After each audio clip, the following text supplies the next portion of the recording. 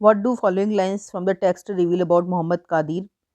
तो ये जो लाइंस दी गई है ये मोहम्मद कादिर के बारे में क्या क्या बताती है, तो आपको ये लिखना है। तो आप ये तरह फ्रेजेस और वर्ड्स यूज़ कर सकते हैं, जैसे कि engrossed in work, pride in his ability, not greedy, इस तरह के और भी बहुत कुछ। तो ए में आएगा एनग्रॉस्ड इन वर्क, बी में pride in his ability, C commitment to work, D confident about his work, E seeking perfection in his work, F proud of his work, G attention to detail, H not greedy. Question 2. Muhammad Qadir worked with the perfection of an artist each day. He also took a great deal of pride in his work. Justify.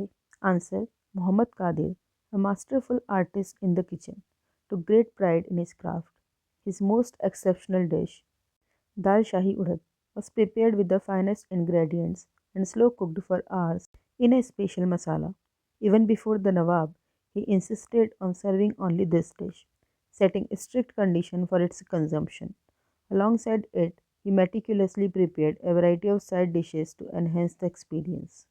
Mohammad Qadir को अपनी kitchen artistry पे बहुत गर्व था। उसकी सबसे अच्छी dish थी दाल शाही उड़द, जो वो बहुत अच्छे मसालों के साथ और बहुत स्लो फ्लेम पे उसको कुक करता था घंटों के लिए।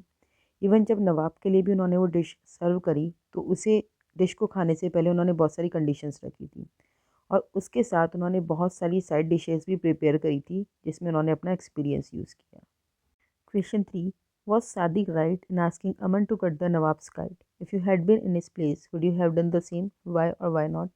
क्या सादिक ने सही किया अमन को यह कह के कि वो नवाब की पतंग काट दे? अगर आप सादिक की जगह पे होते तो यही करते या कुछ और ये करते तो क्यों और नहीं करते तो क्यों? Sadiq was right to ask Aman to cut the Nawab's kite, as the Nawab was too distracted to visit his father's stall.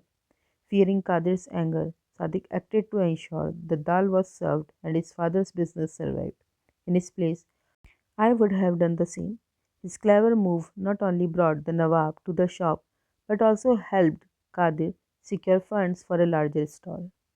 Sadiq बिल्कुल सही थे अमन को ये बात कहने के लिए, क्योंकि जो नवाब थे वो पतंग उड़ाने में इतना बिजी थे कि वो फादर की मीन्स जो कादिर थे उसके स्टॉल पे आना भूल गए थे।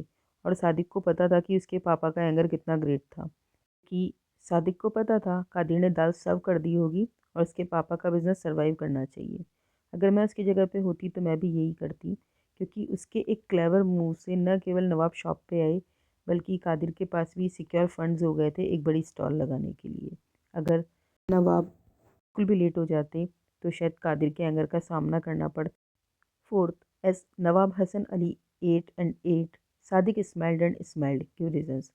नवाब हसन खाते गए और सादिक स्माइल करते ही गए, ऐसा क्यों?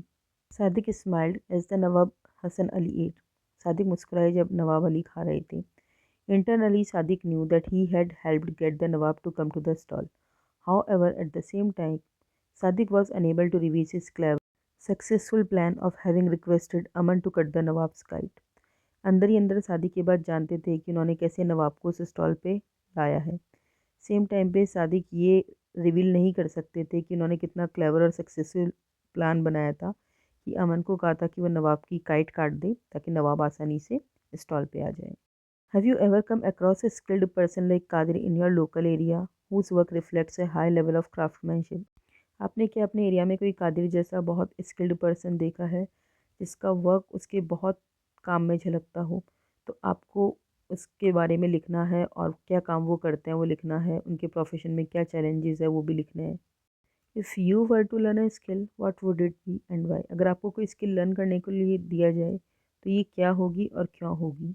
मैंने इसमें जावेद खान जो कि वर्ली पेंटिंग के एक आर्टिस्ट उनके बारे में लिखा है। अगर आप चाहें तो किसी और आर्टिस्ट के बारे में भी लिख सकते हैं।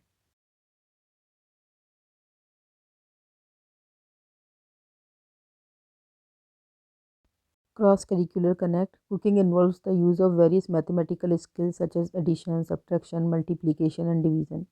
The concept of ratios, percentages, fraction, measuring, and unit conversions also come in handy with cooking. We use this knowledge to measure the ingredients accurately and increase or decrease the measurements based on the serving size.